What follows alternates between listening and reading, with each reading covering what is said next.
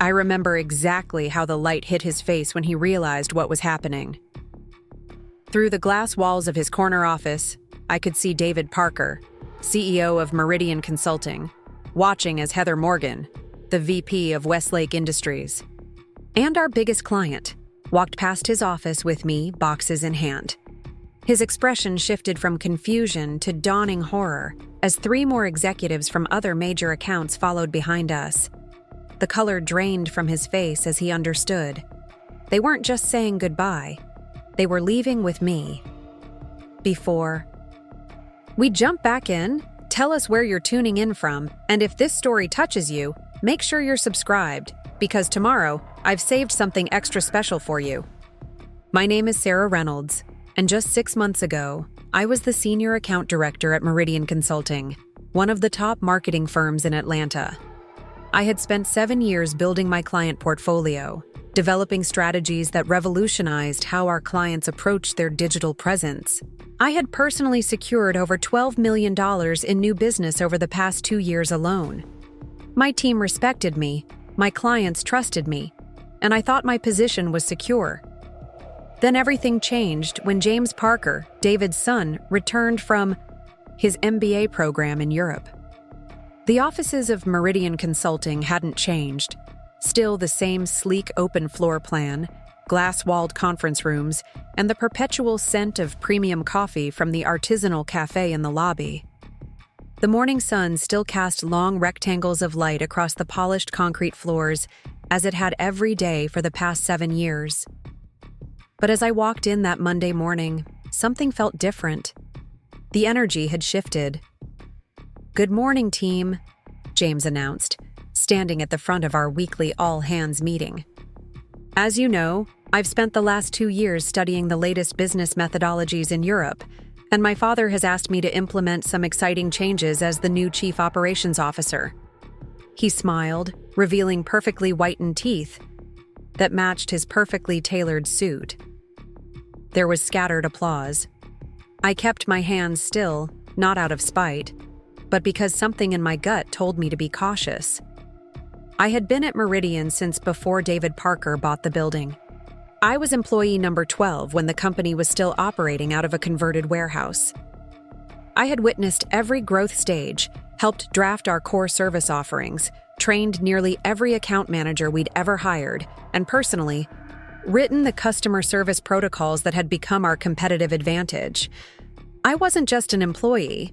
I was foundational to what Meridian had become. But to James Parker, I was simply an aging millennial who didn't fit his vision of a dynamic, forward-thinking team. David Parker couldn't have been more different from his son. David was pragmatic, but compassionate. He valued results and relationships equally. He understood that in our business, trust wasn't just a nice-to-have. It was the entire foundation of client retention. When he began stepping back from day-to-day operations due to health concerns, he assured us all that the company was in good hands. He believed that. So did I. We were both wrong. I watched James strut through the office. Over the next few weeks, always surrounded by the same 3 junior associates who laughed too loudly at his jokes. His Italian loafers clicked against the concrete floors, his hair styled in that deliberately messy way that somehow cost $200. He carried himself with the confidence of someone who had never failed because he'd never been allowed to. "We're redefining our approach," he announced in another meeting. "Modernizing our strategies. Not everyone will align with our new direction." I felt the eyes of my team shift toward me. They knew something I was still trying to deny. It wasn't that. James and I had history. It was that we had no history at all. During his brief internship 3 summers ago, he had barely acknowledged the senior staff. He attended few meetings and contributed to even fewer projects.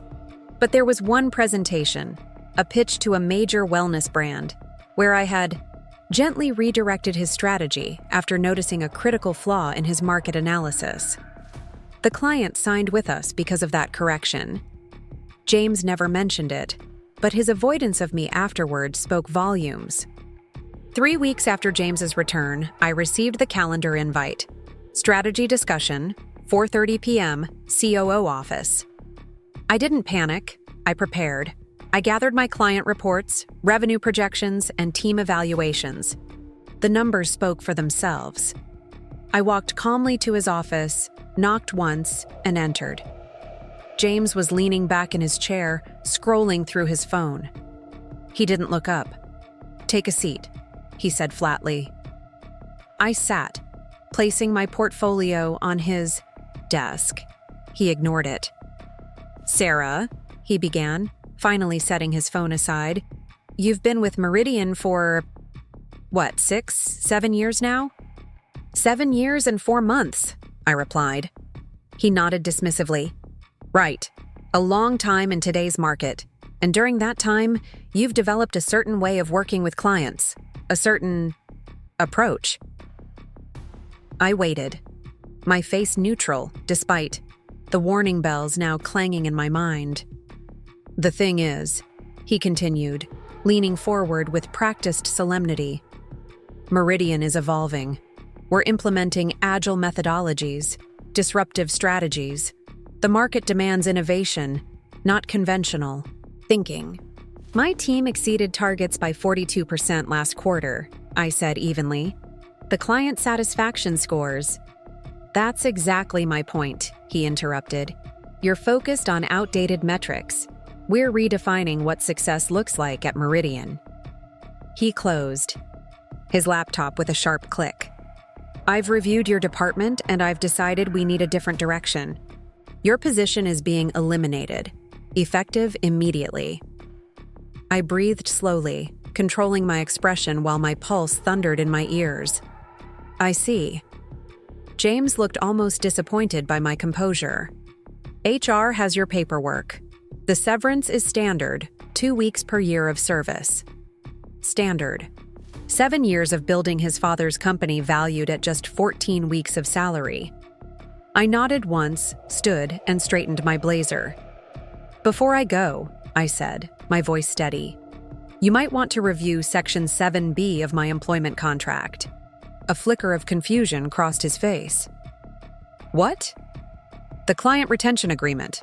Your father added it to my contract 3 years ago when I was promoted to senior account director." I turned to leave, my hand on the doorknob when his voice, sharper now, stopped me. "What client retention agreement?" I looked back at him. "The one that recognizes that client relationships are built on trust in specific individuals, not just company brands." Preparing and narrating this story took us a lot of time, so if you are enjoying it, subscribe to our channel. It means a lot to us. Now back to the story. "The one that specifies terms should those relationships be severed without cause." I smiled slightly. "Your father understood business is personal, James. You might want to ask him about that." I closed the door quietly behind me. I didn't storm out dramatically or clear my desk while coworkers watched. I simply gathered my personal items, sent a few emails, and walked to my car with dignity intact. But once inside, with the doors locked and privacy window tint shielding me from view, I allowed myself 5 minutes of pure, unfiltered rage. I punched the steering wheel, cursed James Parker's name, and let angry tears blur my vision. Then I took a deep breath, wiped my eyes, and opened my laptop. Because there was something James didn't know, something his father had understood intimately when we drafted my promotion 3 years ago. When David made me senior account director, he recognized a fundamental truth about our industry. Clients don't hire companies. They hire people.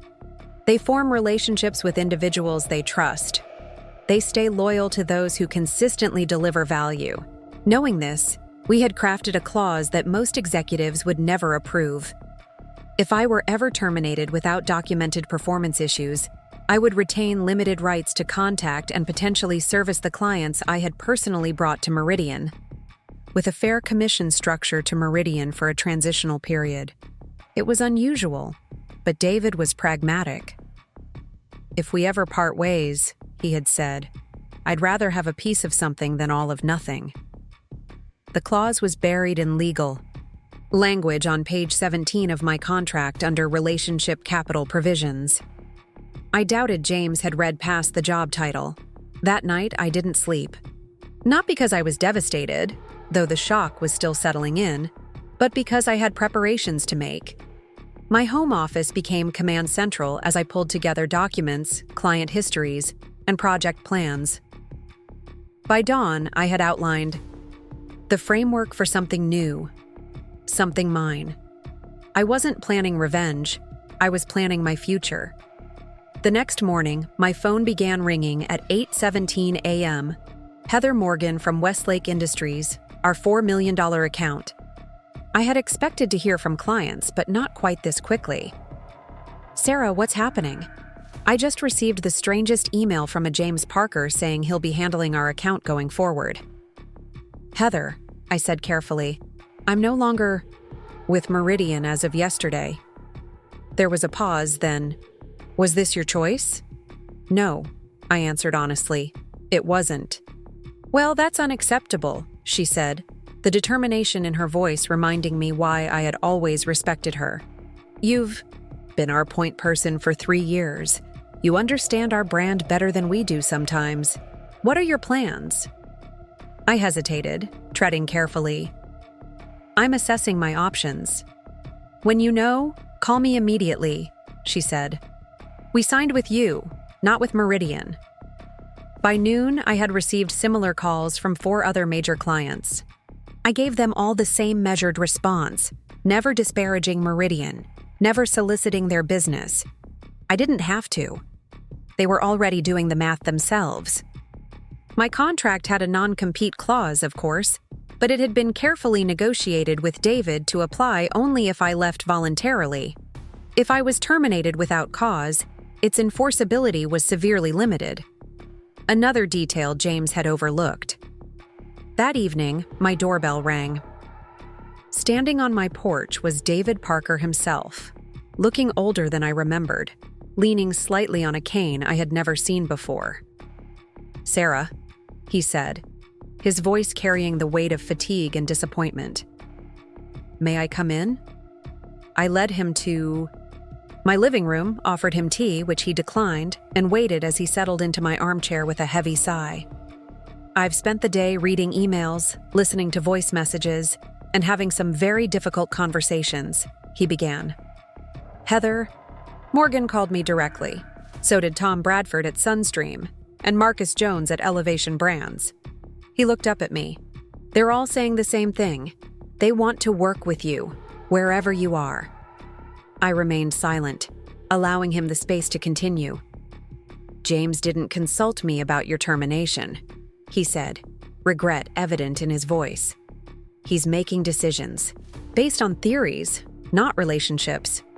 He doesn't understand yet that business isn't built on strategies alone. I'm sorry it came to this, I said, and I meant it. Despite everything, I respected David enormously. He nodded, pulling a folder from his jacket. I came to discuss options, not for your return. I can see in your eyes that bridge is burned, but for how we move forward. He laid out his proposal, a transition agreement where I could continue, servicing my clients independently, with Meridian receiving a diminishing percentage over 2 years. After that, the clients could choose to stay with either party without penalty. It was, essentially, a formalization of the clause already in my contract, but with better terms for me. Why are you offering this? I asked. You could fight me on this. David smiled tiredly. Because I know when I've lost. Because 5 clients representing nearly $8 million in annual revenue have already threatened to terminate their contracts. And because, he added, his voice softening, you deserve better than what happened. I studied the man who had been my mentor and champion for 7 years. And James? What does he say about this arrangement? David's expression hardened slightly. James will learn that actions have consequences. This is his first lesson. We negotiated for 2 more hours, fine-tuning the terms until both of us felt they were fair. As he prepared to leave, David paused at my door. What will you call "Your new venture?" he asked. I smiled for what felt like the first time in days. "Compass Point Strategies." He nodded appreciatively. "Finding true north for your clients. I like it." That night, after David left, I sat on my balcony overlooking the Atlanta skyline. The city lights blinked against the darkness like stars, fallen to earth. 7 years ago, I had moved here with nothing but student loan debt and ambition. I had chosen Meridian over larger firms because David Parker had looked at my portfolio and seen not just what I was, but what I could become. Now I was starting over, but with advantages I hadn't had before. Experience, relationships, and a yacht. Deep understanding of not just how to do the work, but how to value it properly. My phone pinged with a text message from Rachel, my assistant at Meridian. "Office is chaos. James called emergency meeting. Half the team asking where you are. Should I update my resume?" I smiled despite myself. Rachel had been with me for 3 years, having started as an intern and grown into an indispensable right hand. "Maybe," I texted back. "Let's talk tomorrow. Brunch at Peachtree Café?" She responded immediately with a thumbs-up emoji and a coffee cup. I spent the rest of the evening planning. Not just business structure and client transition strategies, but what kind of company I wanted to build. What would Compass Point's values be? Its culture? Its promises to clients and employees alike? If I had a clean slate, what would I write on it? By morning, I had a framework. Not just for a company, but for a philosophy. I wanted to build a place where talent was nurtured, where relationships were valued over transactions, where innovation served purpose rather than ego. I wanted to create what Meridian could have been if it hadn't lost its way. Over brunch, Rachel listened intently as I outlined my vision. When I finished, she didn't hesitate. "When do we start?" she asked, already pulling out her notebook. "We? I haven't even made you an offer yet." She gave me a look that was half amusement, half exasperation. "Sarah, I've watched you build Meridian's client base from 5 accounts to 23. I've seen you turn around failing campaigns and save clients everyone else had written off. Whatever you're building next, I want to be part of it." I felt a rush of gratitude, followed quickly by responsibility. This wasn't just about me anymore. People would be making career decisions based on their faith in my vision. "It won't be easy," I warned her. "Startups are risky. The hours will be long. The pay might not match Meridian initially, and we'll be building systems from scratch." Rachel set down her coffee cup with deliberate precision. "The day you hired me, you said something I never forgot. You said, 'I don't need someone to make me coffee. I need someone who will tell me when my ideas need more cream and sugar.' That's the kind of leader worth following." I swallowed against the unexpected tightness in my throat. "Monday then. We start Monday." Over the next week, I secured a small office space in Buckhead, nothing fancy, just 4 rooms above a bookstore with good natural light and a conference room large enough for client meetings. I filed the necessary paperwork, opened business accounts, and began building the infrastructure for Compass Point Strategies. Every step was documented meticulously, creating a clear audit trail should there be any legal challenges later.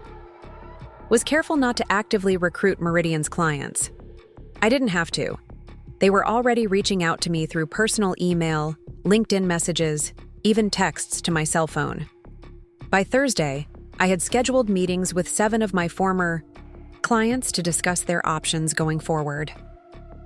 Meanwhile, James was not taking the situation well. Through Rachel and other contacts still at Meridian, I heard about his increasingly desperate attempts to retain the clients I had brought in.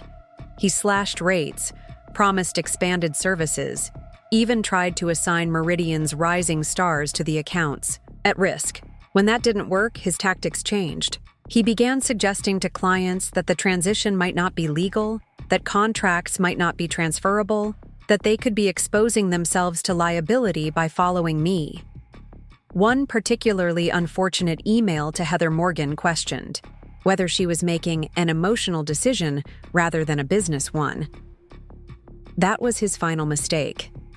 Heather, who had built Westlake Industries from a small family business into a $200 million enterprise, did not appreciate having her business acumen questioned by someone whose primary qualification was his last name.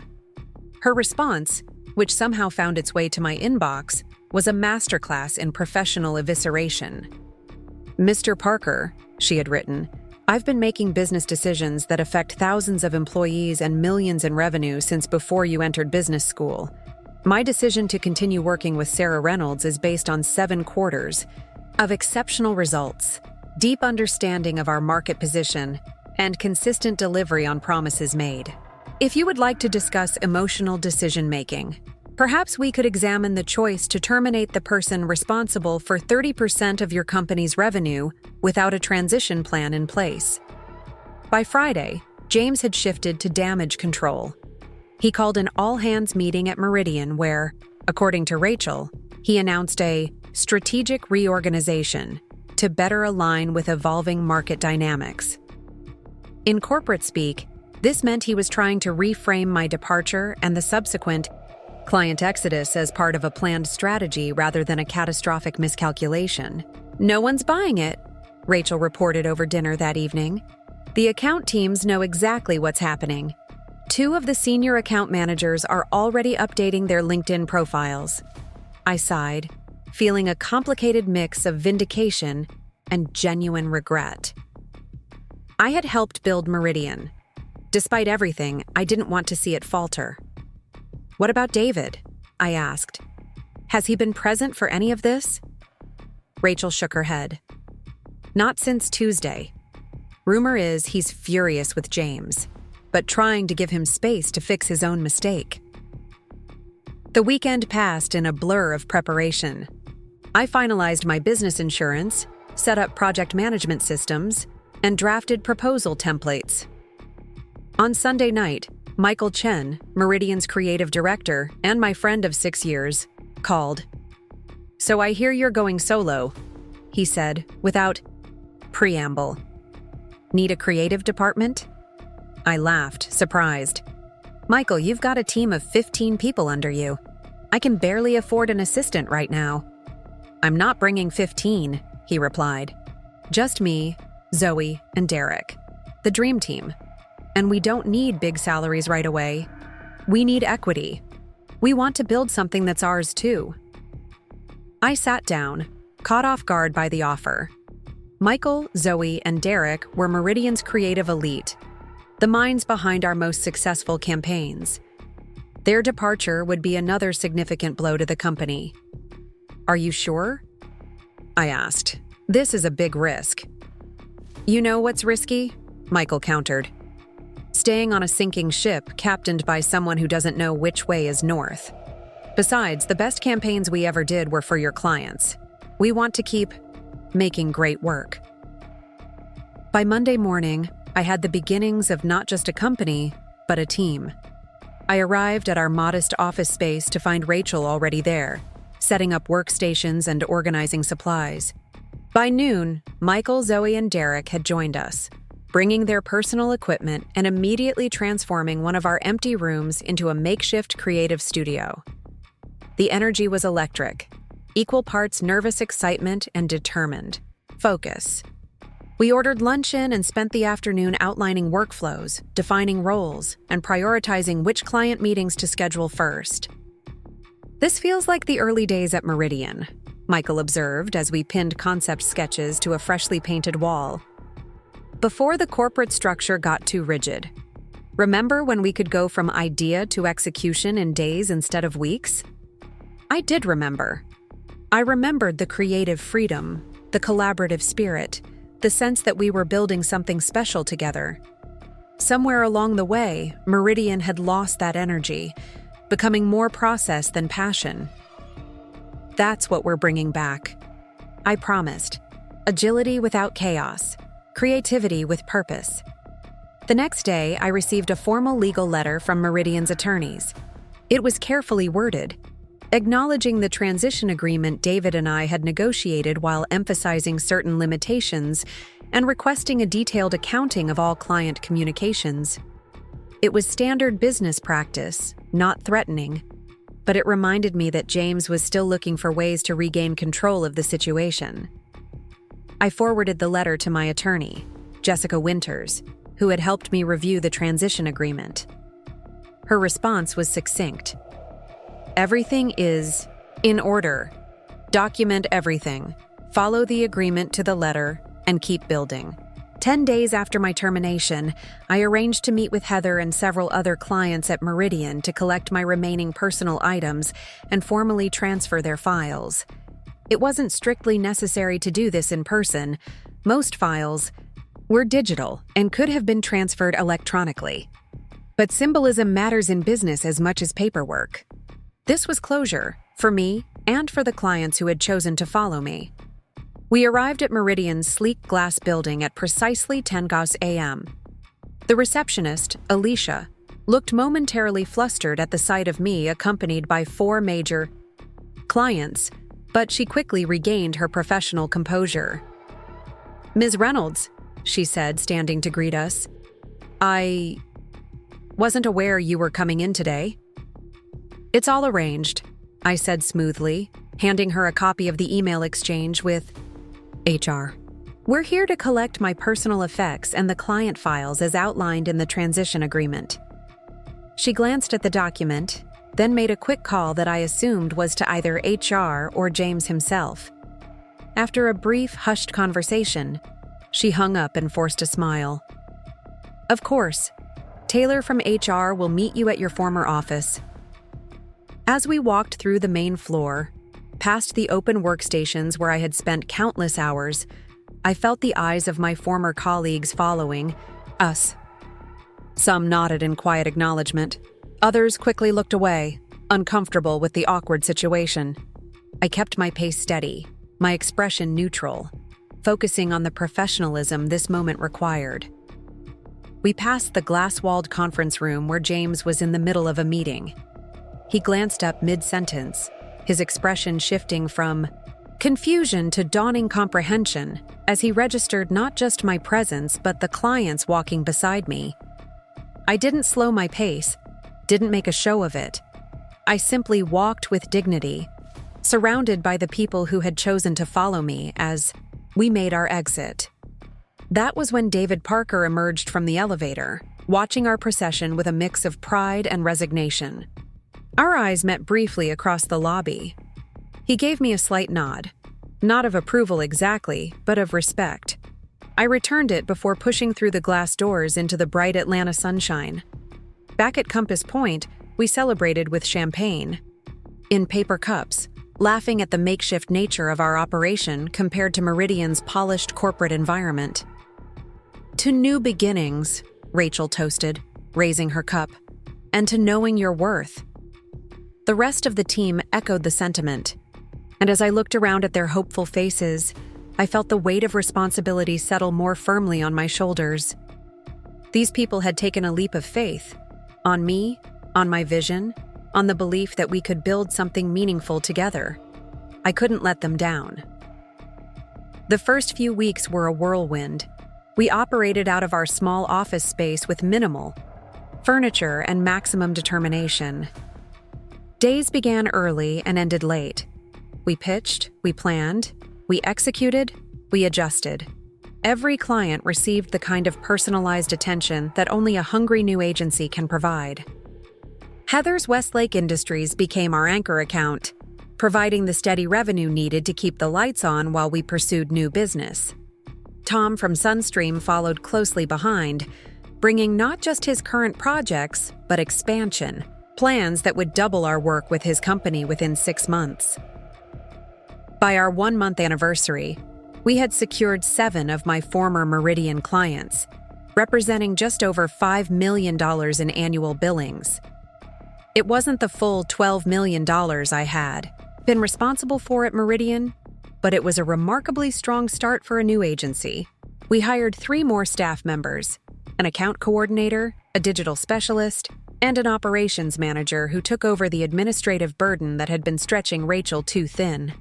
The cramped office began to feel even more cramped. But no one complained. We were building something together, and the temporary discomfort was part of our shared story. Through industry contacts, I heard about Meridian's struggles. 2 more senior staff had resigned. Client concerns continued to mount as campaigns faltered without the institutional knowledge that had walked out the door with our team. David had resumed a more active role, trying to stabilize what his son had destabilized. But the damage was significant. I took no pleasure in these reports. Despite everything, I had spent 7 years helping to build Meridian. The people still working. There had been my colleagues, some my friends. Their job insecurity brought me no satisfaction. In our 6th week, we pitched our first major new client, Rosewood Healthcare, a regional hospital system looking to rebrand after a merger. They had been on Meridian's prospect list for months, but James had repeatedly pushed back the pitch, believing they weren't a large enough account to justify the resource investment. We approached them differently. Michael and his creative team developed a comprehensive concept that addressed not just their marketing needs, but their identity challenge. Zoe created mock-ups that showed their new brand in action across platforms. Derek built a digital strategy that would streamline their patient communication systems while strengthening their market position. I personally led the pitch, drawing on my years of experience to connect with their executive team on a level that went beyond presentations and projections. I wanted them to understand that at Compass Point, they wouldn't be just another account. They would be a partner in growth. 2 days later, they called with the news. We had won the business. A $1.2 million annual account, our first major victory that wasn't built on my prior relationships. We celebrated with actual champagne this time, in actual glasses purchased specifically for the occasion.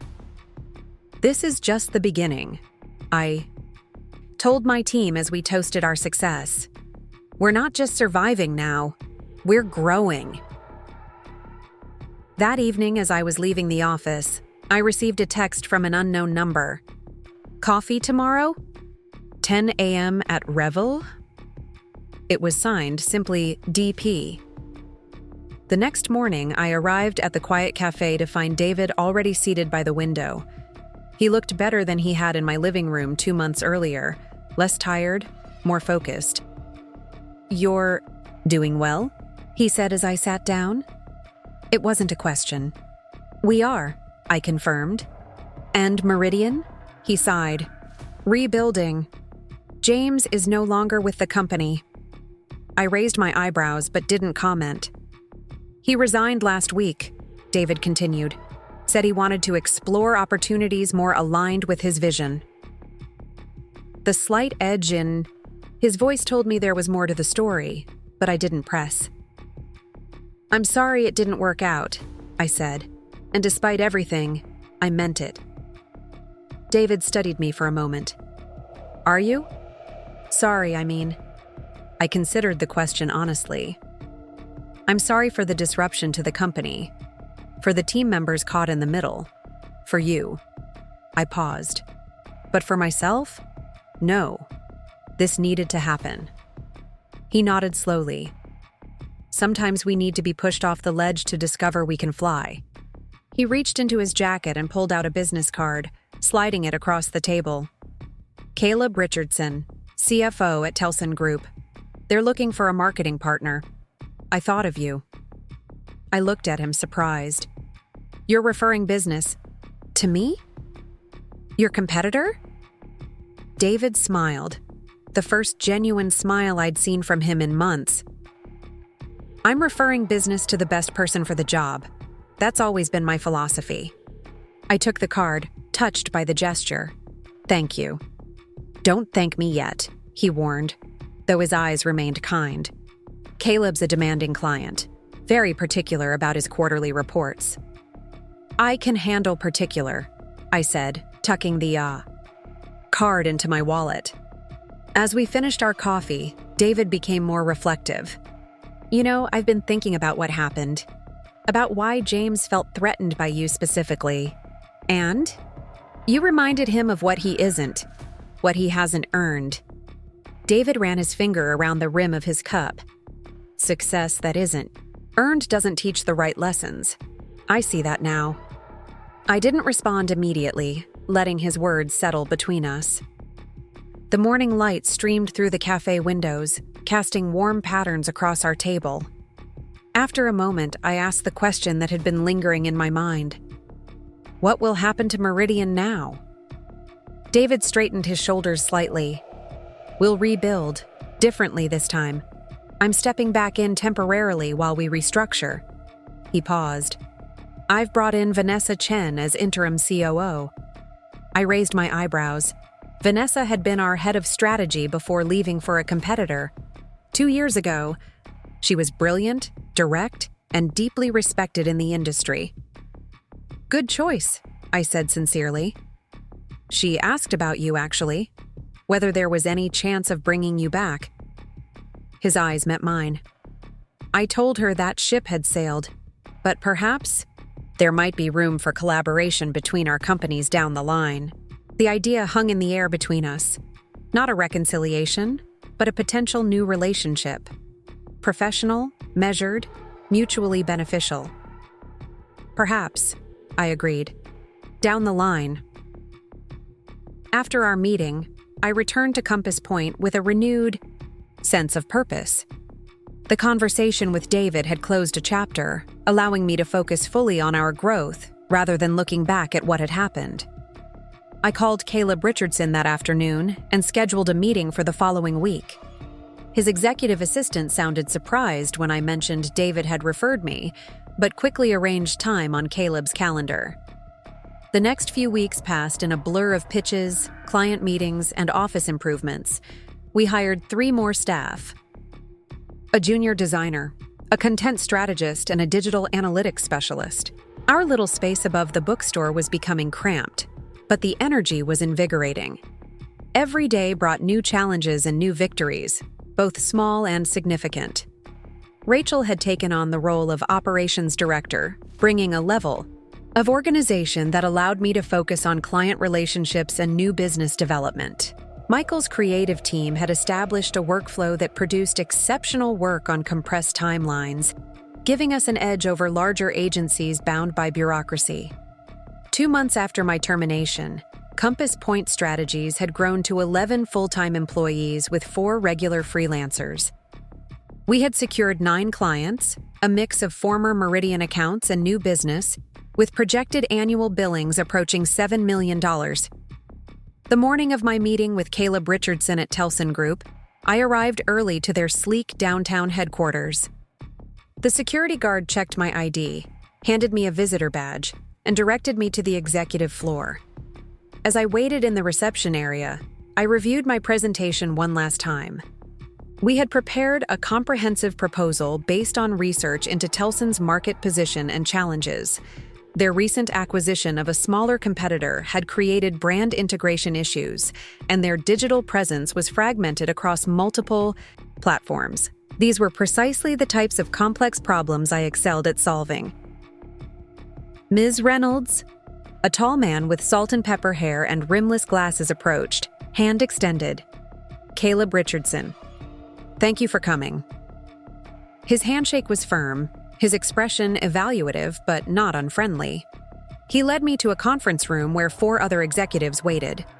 I recognized Jennifer Diaz, their marketing director, from industry events, but the others were unfamiliar. I'll be direct, Caleb said once introductions were complete. We've been with Morgan & Price for 3 years. The work has been adequate but uninspired. David Parker suggested you might bring a fresh perspective. He gestured to the presentation materials I had brought. Show us what you've got. For the next hour, I walked them through our analysis of their current market position, the integration, challenges they faced, and our proposed strategy for unifying their brand while preserving the equity of their newly acquired subsidiary. I outlined a phased approach that would align their digital platforms, strengthen their messaging, and position them as industry leaders rather than just participants. Throughout the presentation, I emphasized what made Compass Point different: our agility, our personalized approach, and our commitment to measurable results. I wasn't just selling services, I was offering partnership. When I finished, there was a moment of silence, the kind that could either precede rejection or serious consideration. Then Jennifer spoke. "This is the most comprehensive analysis I've seen of our situation," she said, turning to Caleb. "They've identified issues we haven't even discussed publicly." Caleb nodded thoughtfully. "David said you were thorough." He closed the presentation folder. "What's your timeline for implementation if we moved forward?" "We could begin the discovery phase immediately," I replied. "Full strategy within 3 weeks. Initial execution within 6. He raised his eyebrows. "That's aggressive." "It's realistic," I countered. "We're built for speed without sacrificing quality."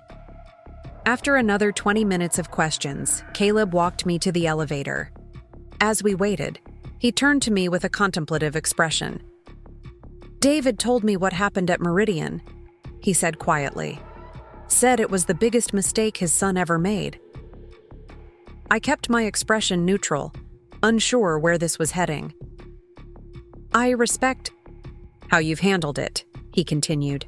"No public complaints, no bad-mouthing, just quiet excellence." The elevator doors opened. "We'll be in touch by the end of the week." 3 days later, we received the call. Telson Group wanted to move forward with Compass Point, a $1.8 million annual account, the largest new client acquisition in our brief history. When I announced it to the team, the small office erupted in cheers. "This is the one that puts us on the map," Michael said, grinning. "A client this size gives us credibility with others in their league." He was right. Telson Group wasn't just a major account, it was validation. Proof that we weren't just surviving on my previous relationships, but winning significant new business on our own merits. The following week, we signed the lease on a new office space, a renovated industrial building in Midtown with exposed brick walls, soaring ceilings, and enough room for our growing team plus future expansion. The rent was steep, but Rachel had run the numbers meticulously. With Telson on board and our existing clients, we could afford it. Moving day was chaotic, but joyful. Everyone pitched in, carrying furniture, unpacking supplies, and setting up workstations. We ordered pizza and champagne, celebrating this tangible symbol of our success while surrounded by half-unpacked boxes and tangled computer cables. As everyone gathered in what would become our central meeting area, I found myself overwhelmed by a wave of emotion. Just 3 months ago, I had sat in James Parker's office hearing that I was no longer valuable. Now I stood in the heart of something I had built, surrounded by people who had chosen to join me on this journey. "I want to say something," I began, raising my plastic champagne cup. The room quieted. When I started Compass Point, I had a simple goal: to create a place where great work could happen without politics or pretense, where talent was valued, clients were truly served, and relationships mattered more than rigid processes. I looked around at the faces watching me. Some I had known for years, others who had joined us recently, all united by a shared vision. What we've built in 3 months is remarkable, but it's just the beginning. This space, I gestured to the open room around us, isn't just an office. It's a statement about who we are and what we believe. That marketing isn't just about campaigns and metrics.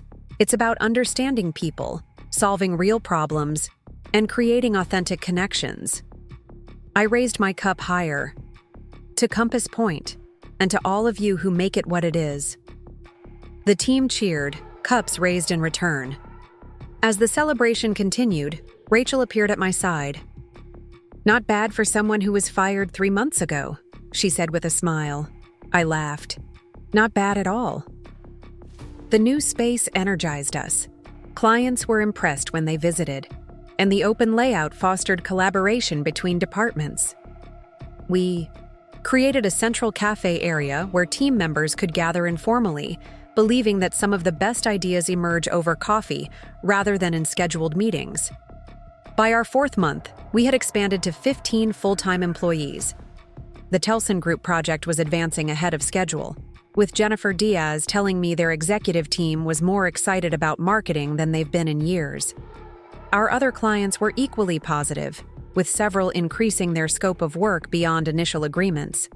One Tuesday morning, as I reviewed campaign performance reports in my office, Rachel knocked on my doorframe. "There's someone here to see you," she said, her expression unreadable. "James Parker." I felt a jolt of surprise. "James? Here?" She nodded. "Should I tell him you're unavailable?" I considered it for a moment, then shook my head. "No, I'll see him. Send him in." A minute later, James appeared in my doorway. He looked different, his designer suit replaced by more conservative attire, his carefully styled hair now simpler. The cocky confidence that had defined him was noticeably absent. "Sarah," he said, his voice lacking its former authority. "Thank you for seeing me." I gestured to the chair across from my desk. "What can I do for you, James?"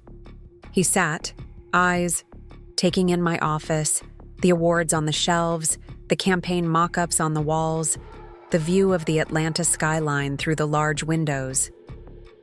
"You've done well," he said, the admission seemingly difficult for him. "We have," I agreed, offering nothing more. He cleared his throat. "I wanted to talk to you about what happened." I waited, letting him find his words. "I made a mistake," he finally said. "A massive, arrogant mistake that cost my father's company millions and nearly destroyed its reputation." He met my eyes directly for the first time. "I'm sorry."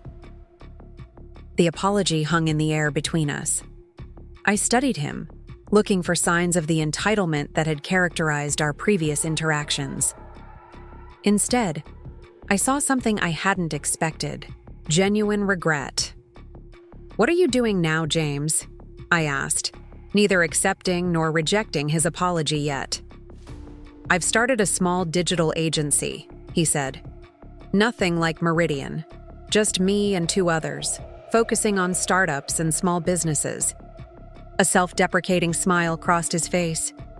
"Clients who can't afford Compass Point." "Why are you telling me this?" He hesitated. "Because I learned something important from you. Something my father tried to teach me, but I wouldn't hear from him." He leaned forward slightly. "Success has to be earned. Client trust has to be built. There are no shortcuts." I nodded slowly, recognizing the lesson that had shaped my entire career. "I also came because I have a client," he continued. "A promising startup that's growing faster than my small team can support. They need the kind of comprehensive strategy that Compass Point excels at, but they're loyal to me for getting them started." He pulled a folder from his bag. "I thought, perhaps, we might collaborate. Your expertise, my existing relationship, a referral fee arrangement." I took the folder, surprised by the proposal. This wasn't what I had expected when James walked in. "Why not refer them to Meridian?" I asked. A flash of pain crossed his face. "I'm not exactly welcome there at the moment. My resignation wasn't entirely voluntary." I opened the folder, reviewing the information about the startup, a healthcare technology company with an innovative patient monitoring system. Their growth projections were impressive, their concept solid. They could indeed benefit from the type of strategic marketing Compass Point provided. "I'll need to review this more thoroughly," I said, closing the folder, "and discuss it with my team." James nodded. "Of course." He stood to leave, then paused. "I know one apology doesn't erase what happened, but I hope it might be a starting point." After he left, I sat quietly, processing the unexpected interaction. The James Parker who had just left my office was dramatically different from the one who had fired me 4 months ago. Whether the change was genuine or simply a performance was hard to determine, but the humility had seemed real. Rachel appeared in my doorway. "Everything okay?" I handed her the folder. "James wants to refer a client to us, a collaboration. Of sorts. Her eyebrows shot up. Are you considering it? I'm not sure, I admitted. What do you think? She took a moment before responding. I think people can change when life humbles them, and business is business. She tapped the folder. If the client is legitimate and the arrangement makes sense, maybe it's worth considering. Not for James's sake, but for the potential clients. Her pragmatism reminded me of why I valued her perspective so highly. Review the materials with Michael, I said. Let's see if this opportunity makes sense for us, regardless of where it came from. Later that week, we decided to move forward. With James's proposal, a limited collaboration where Compass Point would provide comprehensive strategy, while James's small agency handled day-to-day execution. The arrangement wasn't typical for us, but the startup showed tremendous potential, and the structure protected both our interests and the clients. When I called James to confirm, his relief was palpable. Thank you for giving this a chance, he said. I won't let you down. This isn't about you, James, I replied, keeping my tone professional. It's about serving the client effectively. As long as we both remember that, we should work well together. The collaboration proceeded better than I had anticipated. James was diligent, responsive, and notably humble in our interactions. The startup clients were impressive, smart, ambitious entrepreneurs who understood both technology and the healthcare market. Our strategy resonated with their vision, and implementation began smoothly. 6 months after my termination from Meridian, I received an invitation to speak at the Atlanta Business Leaders Summit. The topic they wanted me to address: resilience and reinvention, building success after setback. The irony wasn't lost on me, but the opportunity to share what I had learned with other professionals was appealing. As I prepared my presentation in the weeks leading up to the summit, I reflected on everything that had happened. The firing that had seemed catastrophic had become the catalyst for something far better than what I had left behind. Compass Point was now a respected agency with 18 employees, 12 active clients, and billings that would exceed $9 million in our first year. The morning of the summit, I dressed carefully in a cobalt blue suit that Rachel insisted commanded respect, while still being approachable, a balance I always strived for in professional settings. The venue was packed with Atlanta's business community, from entrepreneurs to corporate executives. My session was scheduled just before lunch. As I waited backstage, I scanned the audience through a gap in the curtains. To my surprise, I spotted David Parker seated near the front. Even more unexpected was the sight of James several rows back, sitting alone and reviewing what appeared to be the event program. The moderator's introduction was flattering, highlighting both my previous accomplishments at Meridian and the remarkable rapid success of Compass Point strategies. As I walked onto the stage, the applause was generous, a welcome that settled my pre-speech nerves. Thank you for that kind introduction, I began, adjusting the microphone. Though I have to say, if you had told me a year ago that I'd be standing here discussing success after setback, I might have been skeptical. A gentle laugh rippled through the audience. Not because I doubted my abilities, but because, like many of you, I had constructed a vision of success that was too narrow, too dependent on external validation. For the next 30 minutes, I shared my journey, not as a tale of revenge or vindication, but as a story of rediscovering purpose and value outside traditional structures. I spoke about the lessons I had learned, that relationships transcend organizations, that true expertise is portable, that sometimes the greatest opportunities arrive disguised as losses. The most valuable thing I've gained, I concluded, isn't the new company or the client roster or even the freedom to make my own decisions. It's the profound understanding that our worth isn't determined by a title or an organization. It's determined by the value we create, the problems we solve, and the integrity with which we operate. That knowledge can never be taken away, and It's the foundation upon which everything else is built." The applause was enthusiastic and extended longer than I expected. As I thanked the audience and prepared to leave the stage, I saw David Parker nodding appreciatively, a small smile on his face. James's expression was harder to read, thoughtful, perhaps even wistful. During the networking lunch that followed, several attendees approached me with questions and compliments. Among them was a woman who introduced herself as the CEO of a regional manufacturing company. "Your talk resonated with me," she said. "We've been with the same marketing firm for 8 years, but lately it feels like we're just another account to them. I'd love to hear more about your approach at Compass Point." I handed her my card. I'd be happy to continue the conversation. As the lunch wound down, David made his way to my table. "Excellent presentation," he said, sitting down beside me. "Especially the part about value transcending organizations. That's something I've always believed but haven't always articulated well." "Thank you for coming," I said sincerely. "It means a lot." He smiled. "I wouldn't have missed it. Your success is well-deserved." He glanced around the room. "Vanessa sends her regards, by the way. She wanted to be here but had to fly to Chicago for a client meeting." "How is Meridian doing?" I asked. "Better," he replied. "The restructuring was painful but necessary. We've stabilized the client base and brought in some promising new talent." He met my eyes directly. "We'll never be what we were, but perhaps we'll be something better." Before he left, he mentioned that he was transitioning to chairman, with Vanessa likely to become CEO within the year. "It's time," he said. "The company needs leadership that understands today's market." As I gathered my things to leave, I noticed James hovering nearby, clearly uncertain whether to approach. I made the decision for him, walking over to where he stood. "Thank you for coming," I said. He nodded.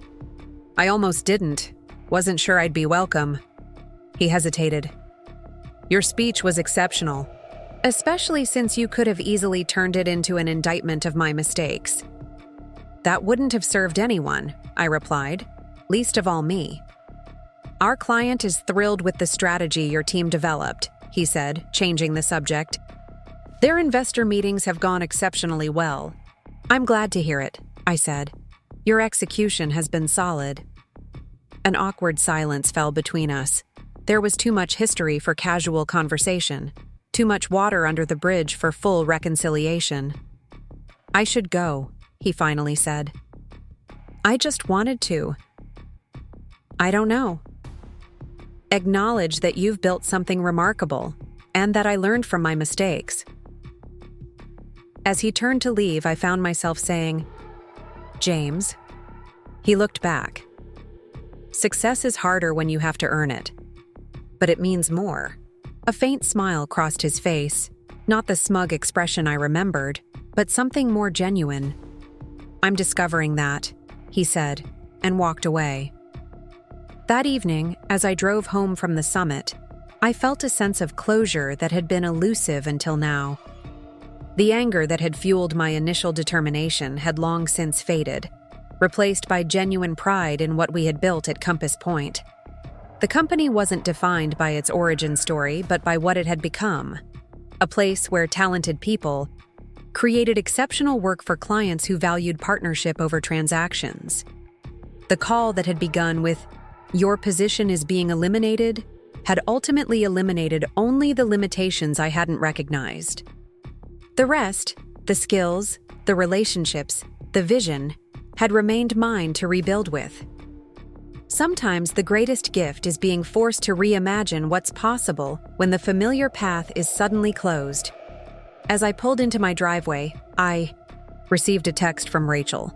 3 new meeting requests came in after your speech. Looks like you made quite an impression." I smiled.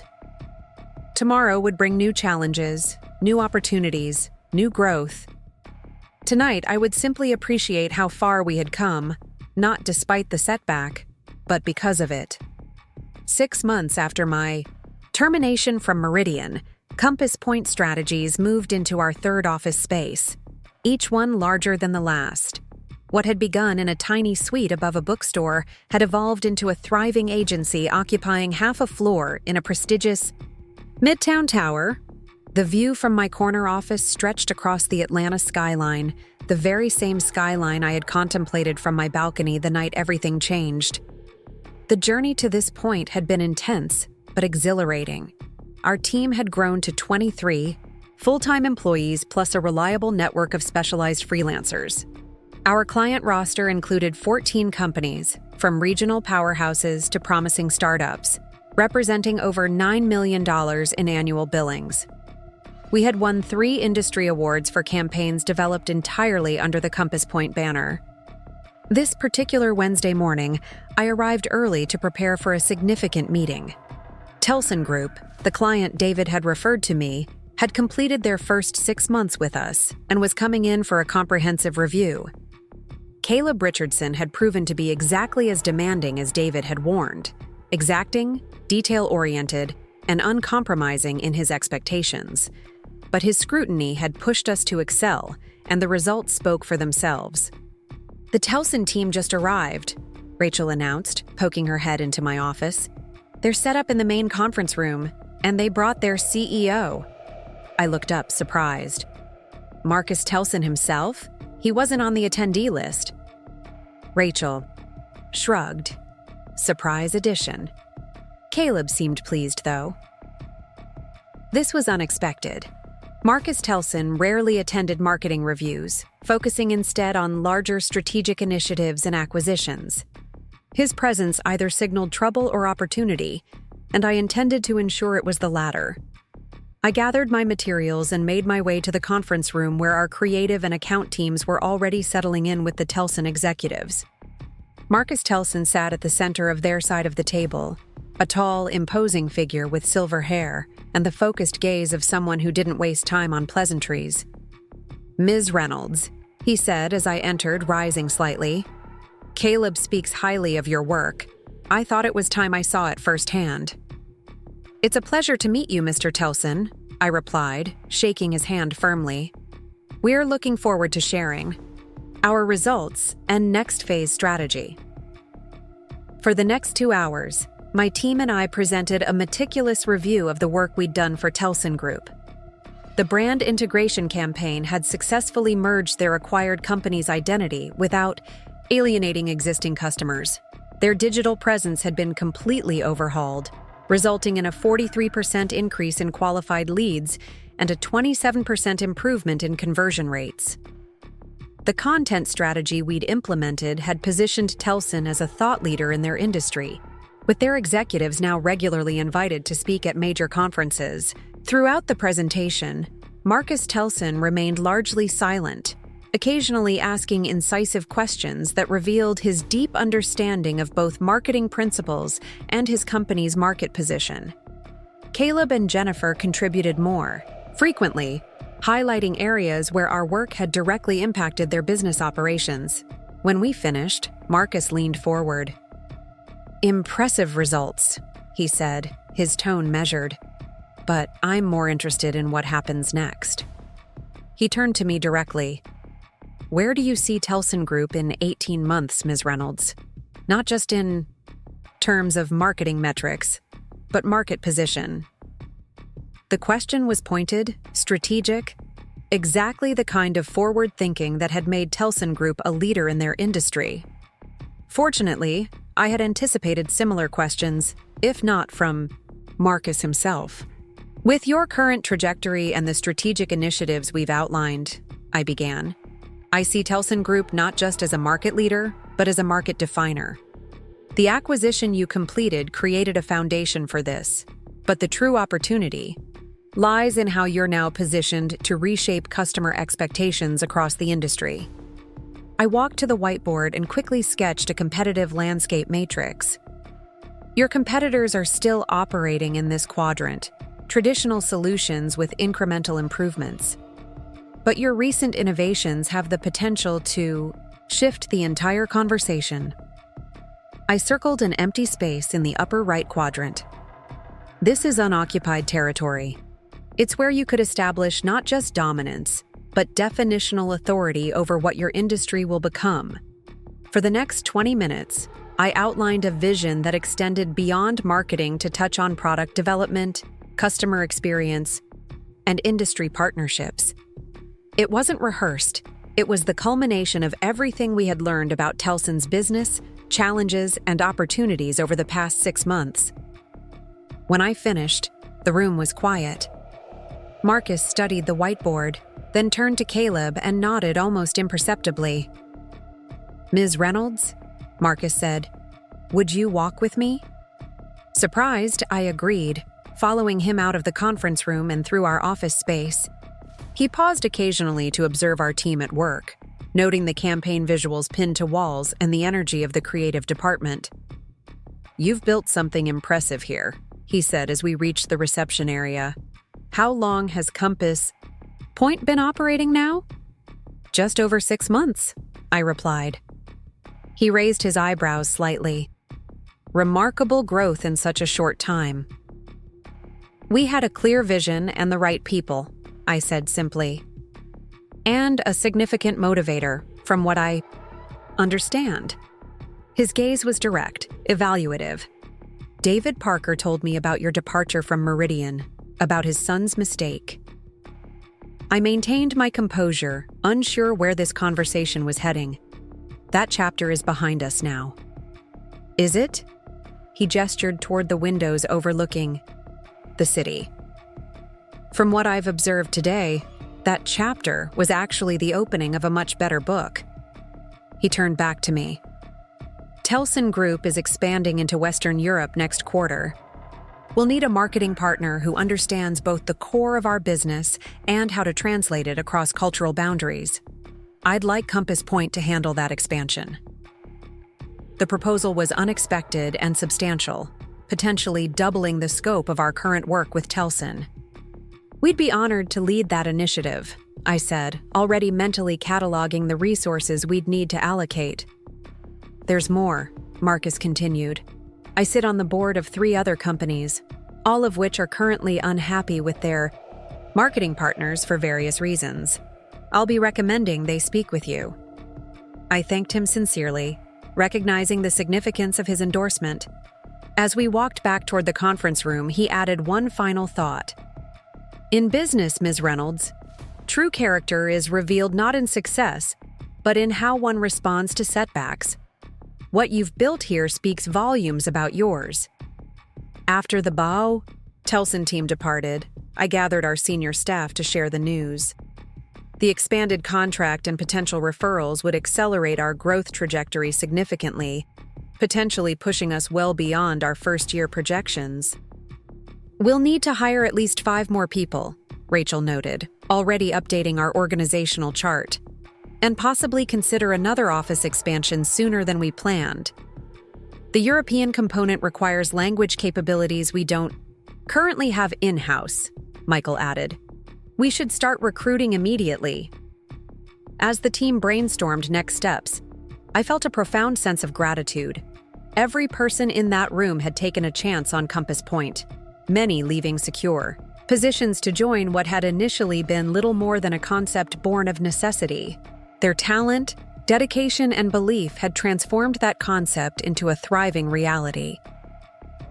Later that afternoon, I received an unexpected call from Vanessa Chen, now firmly established as Meridian's COO and David's likely successor. "Sarah," she said when I answered, her tone warm but professional. "I hope I'm not interrupting." "Not at all," I replied, curious about the purpose of her call. Though we had maintained cordial relations, we hadn't spoken directly since before my departure from Meridian. "I'll get straight to the point," Vanessa continued. "We've been approached by North Star Financial about a complete rebranding campaign. It's substantial work, potentially $3 million annually, but there's a complication. They specifically requested you as the lead strategist." I leaned back in my chair, surprised. North Star was a major financial services firm that had been on Meridian's prospect list for years, but had never committed. They're aware you're no longer with Meridian, Vanessa clarified, but they're impressed with your track record. They've proposed a joint venture of sorts, Meridian and Compass Point collaborating, with you leading strategy and our teams handling execution. The proposal was unusual but intriguing. A collaboration between Compass Point and Meridian would have seemed impossible 6 months ago, yet here was Vanessa suggesting exactly that. I'm open to discussing it, I said carefully, though we would need to establish clear parameters. Of course, she agreed. David suggested you and I meet informally first to explore whether this could work before involving the client. Perhaps dinner next week? We arranged to meet the following Thursday at a quiet restaurant midway between our offices. After ending the call, I sat contemplating this unexpected development. Working with Meridian again, even in a limited capacity, would be a full-circle moment I hadn't anticipated. The next morning, I received another surprise, an email from James Parker. Since our cautious collaboration on the healthcare startup, our communication had been minimal and strictly professional. This message was different.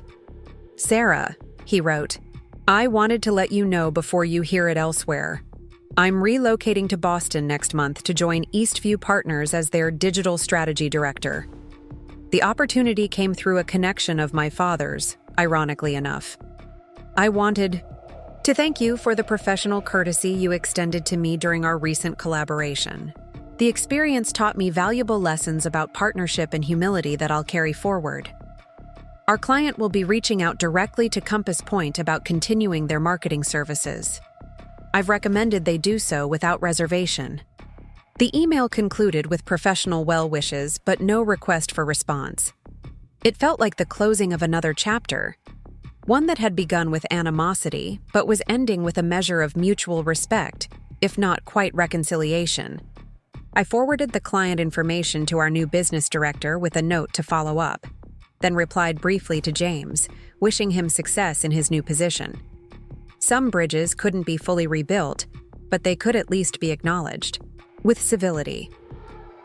That weekend, I took my first full day off in months. The weather was perfect, warm sunshine with a gentle breeze that made the Atlanta parks irresistible. I spent the morning walking the Beltline, marveling at how the city had transformed this former railway corridor into a vibrant public space, connecting diverse neighborhoods. As I stopped for coffee at a bustling café, my phone buzzed with a text from David. Have you seen the Business Chronicle? Page 3. I hadn't, but the cafe had copies available. I found one and turned to the indicated page, where a feature article highlighted Atlanta's fastest-growing companies. Compass Point Strategies was listed at number 6, with a brief profile noting our meteoric rise and disruptive approach to client partnerships. The article included a quote from Heather Morgan of Westlake Industries. Compass Point doesn't just execute campaigns. They become an extension of our strategic leadership team. Sarah Reynolds has built an agency that truly understands the difference between service and partnership. I sent David a quick thank you text for the heads up, feeling a surge of pride not just in the recognition, but in the validation of our fundamental approach. We weren't succeeding because we had taken clients from Meridian. We were succeeding because we had reimagined what an agency-client relationship could be. My peaceful day off was interrupted once more, this time by a call from Rachel. Sorry to bother you on a weekend, she began, her voice tinged with excitement. But I just got off the phone with Rosewood Healthcare. They want to increase their contract by 40% to include their new outpatient facilities. That's fantastic news, I replied, genuinely pleased. Rosewood had been our first major new client win, not connected to my Meridian history, and their expansion represented a vote of confidence in our work. There's more, Rachel continued. Remember that RFP for the city's economic development campaign? The one we almost didn't pursue because it seemed like a long shot? We made the short list, final presentations next month. By the time I returned to my apartment that evening, my day off had included 3 more work-related calls, all bearing positive news. The momentum we had built was accelerating, creating opportunities we hadn't dared project in our initial business plan. Sitting on my balcony with a glass of wine, watching the sunset paint the skyline in hues of gold and pink, I reflected on the journey of the past 6 months. The firing that had seemed so devastating had become the catalyst for something far more fulfilling than the career path I had been following. At Meridian, I had been building someone else's dream.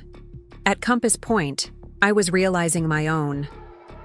The following Thursday, I met Vanessa Chen for dinner to discuss the potential collaboration on the North Star Financial Project.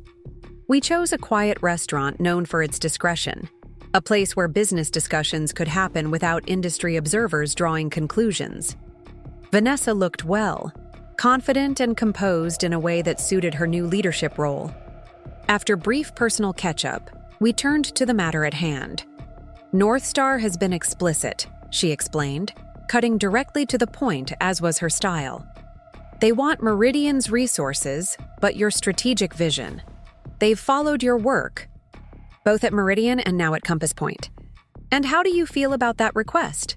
I asked, curious about her perspective. She considered her response carefully. Initially conflicted. There's an obvious awkwardness given the circumstances of your departure. She met my gaze directly. But I've spent the past months rebuilding Meridian around principles of collaboration and value creation. Refusing to explore this opportunity because of past conflicts would contradict those very principles. I nodded, appreciating her candor. What structure are you envisioning for this collaboration? We spent the next hour outlining a potential framework. Compass Point would lead strategy development and creative direction, while Meridian would handle implementation across their larger network. Revenue would be split based on resource allocation, with clear client communication about which team was responsible for what aspects of the work. There's one more thing to consider, Vanessa said as our main courses arrived. This arrangement could become a template for future collaborations. North Star won't be the last client to suggest it, especially as your reputation continues to grow. The idea of an ongoing relationship between Compass Point and Meridian was complex. There was history there, some painful, some valuable. But there was also potential synergy. Compass Point's agility and strategic focus complemented Meridian's scale and established processes. Together, we could potentially serve clients neither could optimally support alone. I'm open to exploring this beyond just North Star, I said finally, with appropriate agreements and boundaries in place. Vanessa smiled. David will be pleased. This was his hope when he suggested our meeting. As we finished dinner, our conversation shifted to broader industry trends and personal reflections. Vanessa shared insights about the changes she was implementing at Meridian. Many aligned with approaches I had advocated for during my time there, but had been unable to fully realize within the previous structure. You know, she said as we waited for the check. When David first told me what James had done, I was shocked not just by the decision, but by the short-sightedness of it. Anyone who had worked with you could see your value wasn't just in the revenue you generated, but in how you generated it, through relationships built on trust and results. That means a lot coming from you, I replied sincerely. Vanessa had always been someone whose professional judgment I respected deeply. The irony, she continued, is that your departure created space for necessary change at Meridian, while simultaneously creating a new force in the market through Compass Point. Perhaps some endings are necessary for better beginnings. When we parted that evening, there was a sense of new possibilities, not a return to the past, but a thoughtful integration of lessons learned into future collaboration. The following week brought a flurry of activity. The potential partnership with Meridian on the North Star account required careful planning and clear communication with both our teams. Some staff members, particularly those who had left Meridian to join Compass Point, had reservations about the collaboration.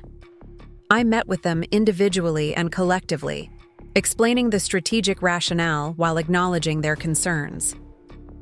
We're not going back to Meridian, I assured them during a team meeting.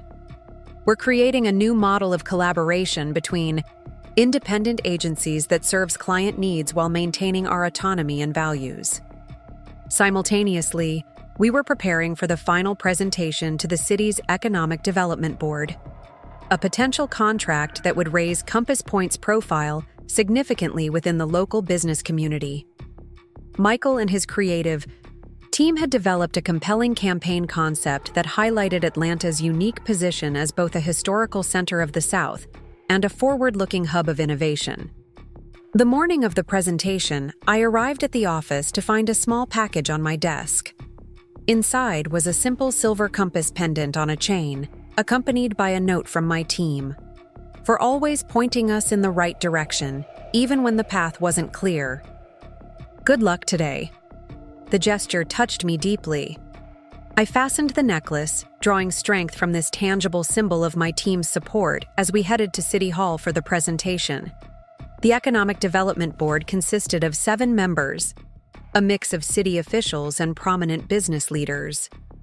Among them, to my surprise, sat David Parker, representing the Chamber of Commerce in his new capacity as chairman of Meridian. If he was equally surprised to see me leading the Compass Point team, he didn't show it. His expression remained professionally neutral as we were introduced and began our presentation. For the next 40 minutes, we outlined our vision for positioning Atlanta as the Nexus of Now, a campaign that would highlight the city's unique blend of traditional Southern hospitality and cutting-edge innovation across technology, film, music, and business sectors. Michael presented stunning visuals that reimagined iconic Atlanta landmarks through a contemporary lens, while our digital strategist demonstrated an interactive platform that would allow visitors and investors to explore opportunities throughout the metro area. When we concluded, the board asked thoughtful, challenging questions that we fielded confidently as a team. David's questions were particularly incisive, focusing on implementation metrics and success measurements. But there was no hint of antagonism in his approach, only professional thoroughness. As we gathered our materials after the presentation, David approached me while my team headed toward the elevators. "Impressive work," he said quietly. "Particularly the integration of historical context with future-focused messaging. That's a balance many agencies fail to achieve."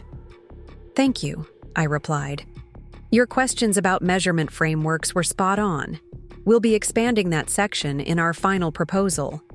He nodded, then hesitated before adding, "Vanessa mentioned your discussions about the North Star collaboration. I'm glad you're open to it." "It's a new approach for both our companies," I acknowledged, "but potentially valuable for everyone involved, especially the client." "That's always been your strength," he said, his expression softening slightly. "Seeing beyond conventional boundaries to what could work better." He extended his hand. "Regardless of how today's decision goes, Compass Point has established itself as a significant presence in Atlanta. That's an impressive achievement in 6 months." I shook his hand, feeling a sense of closure in the gesture. "Thank you for saying that." 2 days later, we received word that Compass Point had won the economic development contract. The board had been unanimous in their decision, citing our innovative approach and clear understanding of Atlanta's unique position in the national landscape. The same afternoon, we finalized the collaboration agreement with Meridian for the North Star Financial Project. The terms were fair, the responsibilities clear, and the potential benefits significant for both agencies and the client. As I reviewed the final contract with Rachel and our legal counsel, I marveled at how the relationship with Meridian had evolved, from my abrupt termination to this carefully constructed partnership in just over 6 months. It wasn't a reconciliation, in the traditional sense. It was something more valuable, a recognition of mutual benefit based on complementary strengths rather than competition. That evening, I hosted a small gathering at my apartment for our senior team to celebrate both the city contract and the innovative North Star arrangement. As we raised glasses on my balcony overlooking the Atlanta skyline, Michael proposed a toast. To Sarah, he said, who turned what could have been just another corporate firing story into something remarkable, not just for herself, but for all of us. It wasn't just me, I countered, genuinely moved. It was every person who believed in what we could build together. I raised my glass in return, to Compass Point, and to finding true north when the expected path disappears. Later, after everyone had gone and I stood alone on my balcony, I reflected on the journey that had brought me here. 6 months ago, I had sat in James Parker's office hearing that I was no longer valuable to Meridian. Tonight, I stood as the founder and CEO of a thriving agency that was reshaping how marketing partnerships functioned in our industry. The painful dismissal that had seemed so devastating had actually been the key that unlocked a door I might never have otherwise opened. By underestimating my value, James had inadvertently set me free to discover it more fully, not just as defined by an employer, but as created through vision, relationships, and principled leadership. I thought of the clients who had followed me, believing in my abilities enough to disrupt their own established vendor relationships. Of the team members who had taken leaps of faith to join a startup with no guarantees beyond my word that we would build something worthwhile. Of David, who had recognized his son's mistake and found ways to make amends without sacrificing his own company's interests. Even James, in his flawed approach, had become part of a story larger than either of us had anticipated. A story not about revenge or vindication, but about resilience and reinvention. Tomorrow would bring new challenges, scaling our team to handle the expanded client roster, managing the complex collaboration with Meridian, continuing to deliver exceptional work while maintaining the culture that made Compass Point special. But tonight, I allowed myself to simply appreciate the view from where I stood, both literally on this balcony and figuratively in my career. Sometimes the greatest opportunities arrive disguised as losses. Sometimes being undervalued is precisely what forces you to recognize your true worth. And sometimes, getting fired after bringing in $12 million in business isn't the end of your story. It's the beginning of a better one. As the city lights twinkled against the night sky, I made a silent promise to myself. No matter how successful Compass Point became, I would never forget what it felt like to be dismissed, underestimated, and discarded.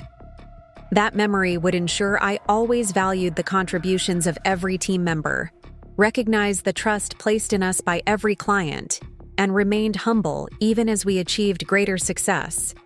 Because ultimately, this journey had taught me the most valuable lesson of all.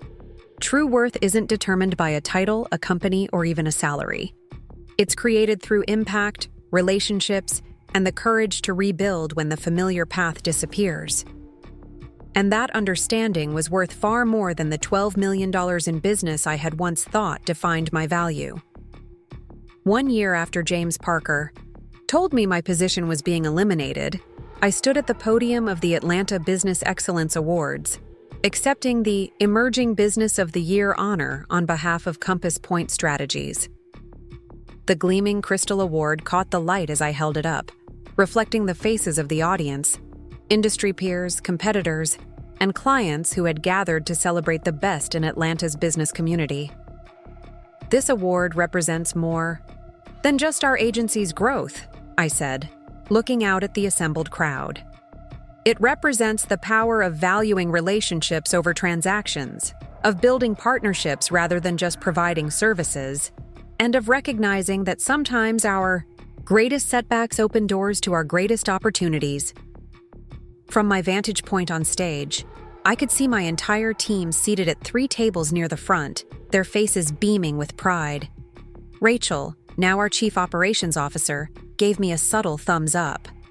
Michael, our Creative Director, nodded encouragingly. They had been there from the beginning, taking the leap when Compass Point was nothing more than an idea born of necessity. I want to acknowledge my incredible team, whose talent and dedication made our success possible, I continued, and our clients, who placed their trust in us when we had more vision than history. I paused, making a decision in the moment about what to say next. I also want to acknowledge that sometimes our greatest teachers are those who underestimate us. They give us the gift of having to prove our worth, not just to them, but more importantly, to ourselves. As I returned to my seat amid warm applause, I caught sight of David Parker across the room, seated with the Meridian contingent. He raised his glass slightly in acknowledgement, a gesture that spoke volumes about how far we had all come in 12 months. The journey to this moment had been extraordinary by any measure. Compass Point had grown from 5 determined individuals in a cramped office to 38 professionals occupying an entire floor in one of Atlanta's premier business towers. Our client roster had expanded to 23 companies representing $14 million in annual billings, exceeding what I had managed at Meridian before my departure. But the numbers, impressive as they were, told only part of the story. What mattered more was what we had built beneath those figures: a company culture that genuinely valued people, an approach to client relationships based on partnership rather than patronage, and a reputation for both creative excellence and business impact. After the ceremony, as guests mingled during the reception, Vanessa Chen approached me, elegant in a deep blue dress that contrasted with Meridian's traditional corporate attire. "Congratulations, Sarah," she said, offering a genuine smile. "The award is well-deserved." "Thank you," I replied, noting that she wore a CEO pin on her lapel. "And congratulations to you as well. The promotion is official?" "As of last week," she confirmed. David has fully stepped into the chairman role. Our conversation was briefly interrupted as Marcus Telson stopped by to congratulate me, mentioning that the European expansion we had spearheaded for his company was exceeding projections. "Best decision we made last year was following David's recommendation to work with you," he said before moving on to greet other attendees. Vanessa raised an eyebrow. "Your client roster has become quite impressive." "We've been fortunate," I acknowledged. The North Star collaboration opened doors we didn't expect. The partnership between Compass Point and Meridian on the North Star financial account had evolved into a successful model that neither of us had fully anticipated. What began as a necessity to satisfy a client request had developed into a template for how boutique and established agencies could collaborate effectively, leveraging complementary strengths rather than competing directly. "Speaking of which," Vanessa said, lowering her voice slightly, "Globetech has approached us about a similar arrangement. They specifically mentioned the North Star model as what they're looking for." Globetech was a multinational technology corporation. A client of that magnitude would typically be beyond the reach of an agency Compass Point size, regardless of our growth trajectory. "I'd be interested in discussing that," I replied, intrigued by the possibility. "Good. Let's set something up next week." She glanced across the room. "I should circulate." "But Sarah, what you've built in a year is remarkable. Not just the business itself, but how you've built it." As Vanessa departed, I found myself approached by someone I hadn't expected to see, James Parker. He looked different than when I had last seen him 6 months earlier, more settled, less desperately polished. Boston apparently agreed with him. "Congratulations on the award," he said, his tone carrying none of the condescension that had once characterized our interactions. "Eastview Partners has been following Compass Point's work. Your case studies are being used as examples in our strategy sessions." "That's surprising to hear," I replied honestly. A self-deprecating smile crossed his face. "Believe me, the irony isn't lost on me." He hesitated. "I've been meaning to reach out. There's a potential collaboration opportunity between Eastview and Compass Point that might make sense. Nothing immediate, but something to consider for Q3. I studied him for a moment, trying to reconcile this professional, thoughtful person with the arrogant young executive who had dismissed me a year ago. People could change. I had seen it before. But transformation this complete was rare. "I'd be open to hearing more when the timing is right," I said finally. He nodded. I'll have my team connect with yours. He seemed about to say something more personal, then thought, better of it. Enjoy your evening, Sarah. It's well-deserved. As James walked away, Rachel appeared at my side, champagne flutes in hand. Was that who I think it was? She asked, passing me a glass. Yes, I confirmed. Apparently, Compass Point case studies are being used at Eastview Partners. Rachel shook her head in amazement. Talk about full circle. She clinked her glass against mine. To unexpected outcomes. To unexpected outcomes, I echoed, smiling. The rest of the evening passed in a blur of congratulations, conversations, and connections. Several potential clients approached me, inspired by our acceptance speech and intrigued by our rapid rise. 2 talented professionals from competing agencies discreetly inquired about opportunities at Compass Point. The ripple effects of the award were already beginning to materialize. By the time I arrived home, it was past midnight. I kicked off my heels and stepped onto my balcony, gazing at the Atlanta skyline that had become so familiar. The lights of the city twinkled against the dark canvas of the night, including those of our office tower, a building I could now see from my apartment, a visual reminder of how far we had come. I thought back to that night a year ago when I had sat in this same spot after being fired, mapping out possibilities on my laptop while anger and determination competed for space in my chest. I had envisioned success then, had planned for it meticulously, but the reality had exceeded even my most optimistic projections. My phone chimed with a text message from David. Congratulations on the well-deserved recognition. Your comment about those who underestimate us was gracious considering the circumstances. Proud of what you've built. I smiled at his message, appreciating his acknowledgement while recognizing the complexity of our shared history. David had been both mentor and competitor, ally and opposition at various points in our professional relationship.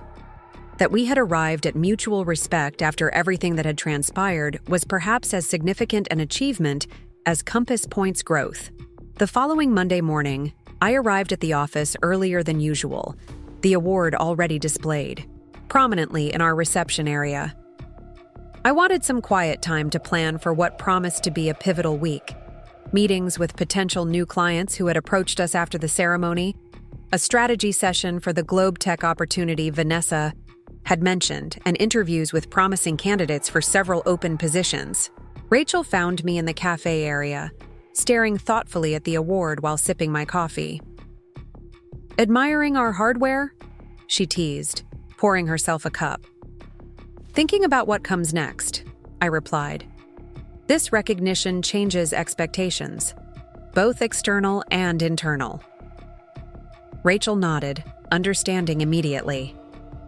The sophomore album is always the hardest, she said, referencing our ongoing joke about business paralleling music careers. But that's what makes it interesting. She was right. We had proven we could build something successful from scratch, could transition from survival to growth. Now came the more nuanced challenge: sustainable excellence, consistent innovation, scaling our culture without diluting it. The team meeting at 9 should be interesting, Rachel continued. Everyone's still riding the high from Saturday night.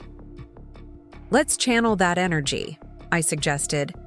The Globe Tech opportunity could be transformative if we approach it right. When the full team gathered in our main conference room later that morning, the atmosphere was electric. The award had validated what we already knew internally, that we were building something special, but external recognition added a new dimension of confidence and possibility. I began the meeting by acknowledging the achievement while refocusing attention on what lay ahead. Saturday night was a wonderful moment to celebrate, but today we get back to creating the work that will earn us the next recognition, I said. And we have some exciting opportunities to discuss. As we moved through the agenda, I was struck by how each team member engaged, offering insights, raising thoughtful concerns, building on each other's ideas. This collaborative energy had been a foundational element of Compass Point from day one. But seeing it maintained as we grew was particularly rewarding. When we reached the GlobeTech discussion, I outlined Vanessa's initial approach and what a collaboration with Meridian might entail for this potential client. This would be our largest account opportunity to date, I explained. It would also require us to scale certain departments more quickly than planned and potentially accelerate our international capabilities. Michael raised his hand. The North Star model has worked well, but GlobeTech operates at a different scale entirely. We'd need to establish much clearer boundaries and expectations from the outset. Others voiced similar considerations, practical, strategic questions that demonstrated both their enthusiasm for the opportunity and their commitment to approaching it thoughtfully. These are exactly the right questions, I affirmed. Vanessa and I are meeting Wednesday to discuss preliminary framework. I want each department head to prepare a capabilities assessment before then, where we're strong, where we'd need to build, and what timeline would be realistic. As the meeting concluded and team members filed out to begin their day in earnest, I felt a profound sense of pride. Not just in what we had accomplished, but in how we had accomplished it. Through collective effort, mutual respect, and a shared vision that transcended individual egos. Later that afternoon, I received an unexpected visitor, Heather Morgan, VP of Westlake Industries and our very first client after my departure from Meridian. She arrived without an appointment, which was unusual for someone typically meticulous about scheduling. "I hope I'm not interrupting," she said as my assistant showed her into my office. "I was in the building for another meeting and wanted to congratulate you in person." "Never an interruption," I assured her, genuinely pleased to see her. "Coffee? Please." She settled into a chair, looking around my office with approval. Quite different from when we first discussed working together in that tiny space above the bookstore. I smiled at the memory as I poured coffee for both of us. "Those were uncertain days." "Not from where I stood," Heather replied confidently. "I knew exactly what I was getting with you, regardless of the letterhead." She accepted the coffee with a nod of thanks. "That's actually related to why I stopped by. Our parent company is consolidating marketing for all subsidiaries. The announcement goes out next week, but I wanted you to hear it directly from me. We're recommending Compass Point as the agency of record for the entire group." I nearly spilled my coffee. Westlake's parent company controlled 7 distinct businesses across multiple industries. If approved, this consolidation would potentially triple our current work with them. "That's significant," I managed, regaining my composure. "We'd be honored, of course, but that's a substantial vote of confidence." Heather smiled. "You earned it. The board reviewed agencies across all subsidiaries based on performance metrics, client satisfaction, and strategic impact. Compass Point outperformed firms triple your size." She leaned forward slightly. "But you know what truly sealed it? When I told them how you handled the transition from Meridian, with professionalism, no negativity about your former employer, an absolute focus on client success rather than personal vindication. That's the kind of character they want in a partner." After Heather left, I sat quietly processing what this opportunity could mean for Compass Point. Combined with the potential GlobeTech collaboration, we were looking at a potential doubling of our business within months. It would require significant expansion, additional office space, new systems and processes to maintain quality at scale. The growth would be exhilarating, but also challenging. We had built Compass Point with a distinct culture and approach. Maintaining those while scaling rapidly would test our foundations and our resolve. I called an impromptu meeting with Rachel, Michael, and our financial director, Thomas, to begin preliminary planning. For the next 3 hours, we mapped scenarios, identified resource requirements, and outlined potential structures that would allow us to grow without compromising our core values or work quality. If both opportunities materialize as outlined, Thomas summarized, reviewing the financial projections, we'd be looking at approximately 28 to 30 million in annual billings by year-end. That would place us among the top 5 independent agencies in the Southeast. The number hung in the air, both thrilling and sobering. Just over a year ago, I had been sitting in James Parker's office hearing that I was no longer valuable to Meridian. Now I was leading a company on track to potentially eclipse my former employer in specific market segments. It's not about the numbers, I said finally. It's about what those numbers represent.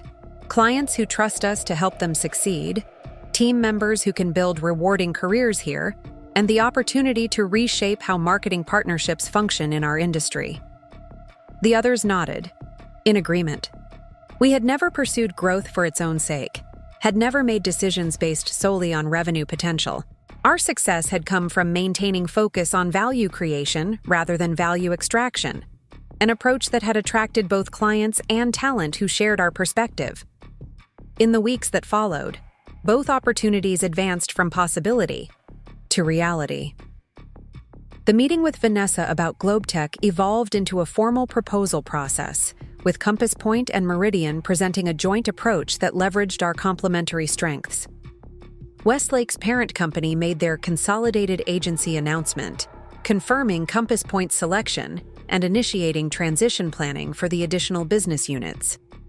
The rapid expansion necessitated difficult decisions and intense preparation. We leased additional office space in our building, accelerated hiring for key positions, and implemented new project management systems to maintain coordination across our growing team. 80-hour weeks became the norm for our leadership team as we navigated this pivotal transition.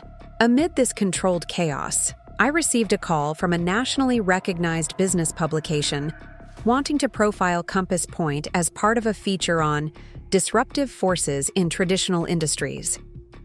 The writer had heard about our unique origin, story, and rapid growth trajectory through an industry contact, and was intrigued by how we were reshaping agency-client relationships.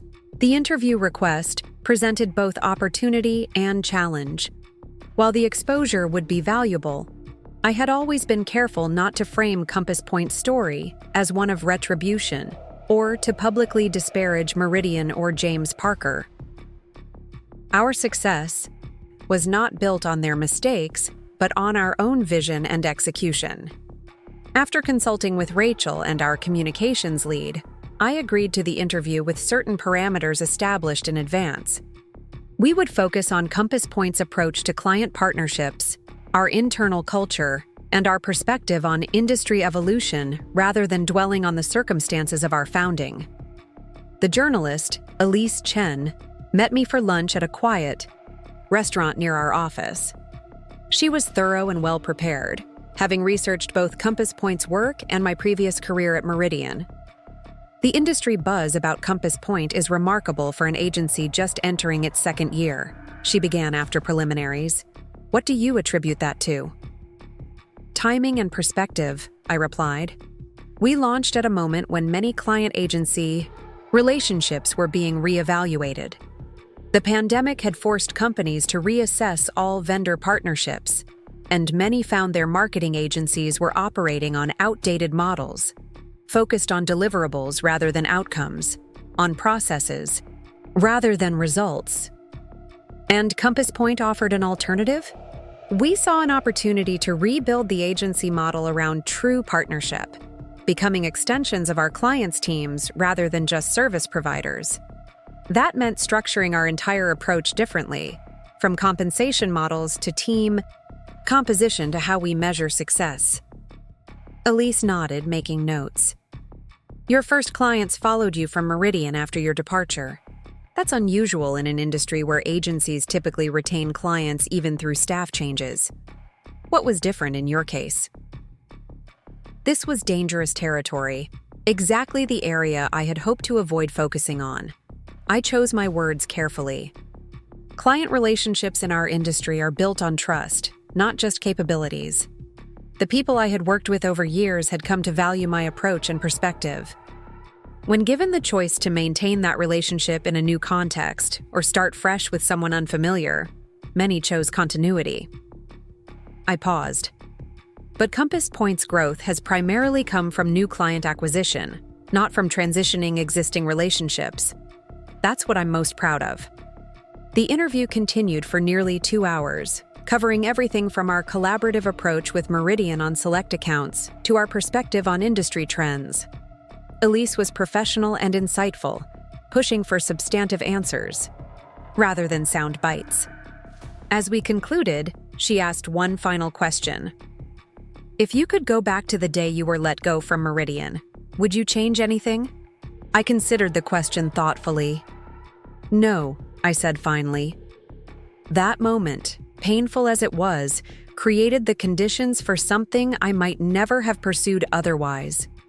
It forced me to reevaluate not just my career path, but my entire approach to professional value.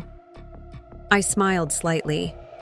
Sometimes the best opportunities arrive disguised as setbacks. 2 weeks later, the profile was published, a 4-page spread titled Relationship Revolution: How Compass Point Strategies is Redefining Agency Value in a Post-Pandemic Market.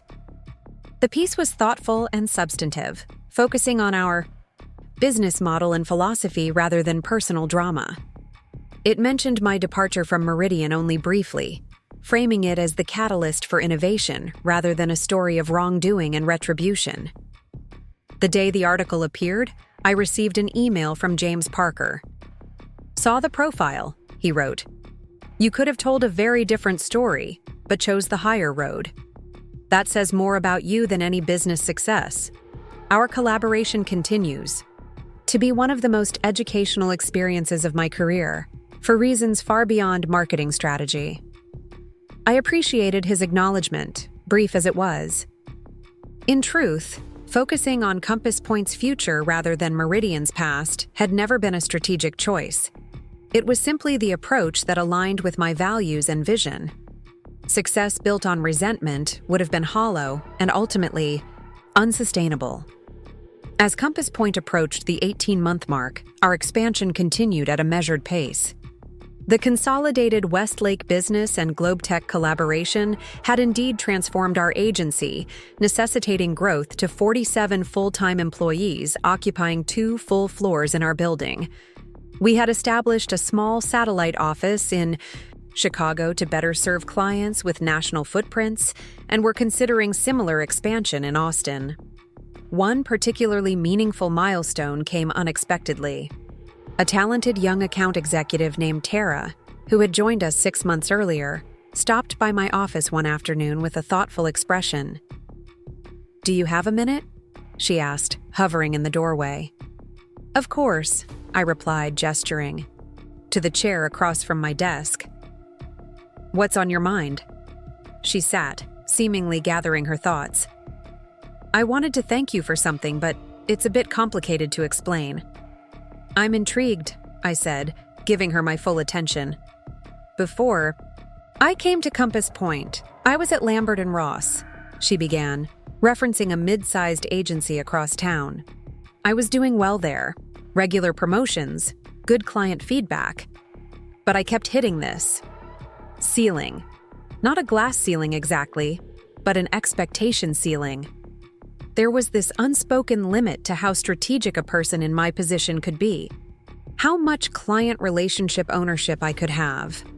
I nodded, familiar with the traditional agency hierarchy she was describing. "When I interviewed here," she continued, "you asked me questions no one had asked before about my vision for client relationships, my perspective on industry evolution, my approach to solving complex marketing challenges. You weren't just assessing my ability to execute tasks, you were evaluating my capacity for partnership and leadership." "That's what we value here," I confirmed, "at every level." "That's exactly it," Tara said, leaning forward slightly. "Last week, I led the quarterly review with ClearPath Technologies. I presented strategy recommendations that the CMO is now taking to their board. At Lambert, that presentation would have been delivered by someone 3 levels above me. regardless of who did the actual work or had the client relationship. You were ready for that responsibility, I said simply. Your preparation was exceptional. But that's what I wanted to thank you for, she explained. Not just the opportunity itself, but for building a company where capability matters more than hierarchy, where client relationships aren't hoarded by senior leadership, where junior team members are developed rather than just utilized. She smiled. You've created what I think most of us hoped agency life could be. Her words touched me deeply, more meaningful in many ways than the industry award or the business publication profile. This was the real measure of what we had built. Not just client billings or headcount, but a workplace that recognized and developed potential at every level, that rewarded excellence regardless of title or tenure. As Tara left my office, I reflected on how many moments like this had shaped Compass Point's evolution. Small interactions that reinforced our founding principles and reminded us why we had embarked on this journey in the first place. Later, that week, I had dinner with David Parker, something that had become a quarterly tradition, a chance to share industry insights and discuss potential collaborations between our companies. These meetings had evolved from initially cautious conversations to genuinely enjoyable exchanges between professionals who had developed mutual respect despite complicated history. I saw Tara Phillips present to the ClearPath team last week, David mentioned as we reviewed our menus. Very impressive for someone at her level. Reminded me of you at that stage. Confident without arrogance, strategically insightful, genuinely invested in the client's success. High praise, I acknowledged.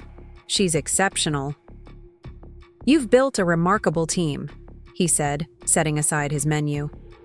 Vanessa mentioned that working with Compass Point on GlobeTech has influenced how we're approaching our own structure and processes. There's a nimbleness, a collaborative spirit that we had lost somewhere along the way. I smiled. That's perhaps the most meaningful compliment you could offer. David nodded, then hesitated before continuing. James called me yesterday, he said, his tone shifting slightly. He's been offered the CEO position at Eastview's new digital division. He wanted my perspective on whether he's ready. What did you tell him? I asked, genuinely curious. That readiness for leadership isn't about knowledge or even experience, but about how you value the people you lead. David met my gaze directly. I told him to remember the lesson you taught him, perhaps the most valuable of his career. And what lesson was that? I asked, though I suspected I knew the answer. That true leadership begins with recognizing others' worth, David said simply. Something he learned the hard way through underestimating yours. As our dinner concluded and we parted ways outside the restaurant, I felt a sense of completion that had been elusive until now. The journey that had begun with rejection had come full circle to recognition, not just of my own value, but of the lasting impact that valuing others could have across an entire industry. Walking back to my car under the Atlanta night sky, I reflected on the extraordinary path that had brought me here. The termination that had seemed devastating had ultimately been liberating. The $12 million in business that had once defined my value had been surpassed by something far more meaningful. The culture we had created, the relationships we had built, the people we had developed. Sometimes our greatest setbacks reveal our greatest opportunities. Sometimes being undervalued is the catalyst for discovering our true worth. And sometimes getting fired after bringing in $12 million in business isn't the end of the story. It's just the beginning of a much better one. Up next, you've got 2 more standout stories right on your screen. If this one hit the mark, you won't want to pass these up. Just click and check them out.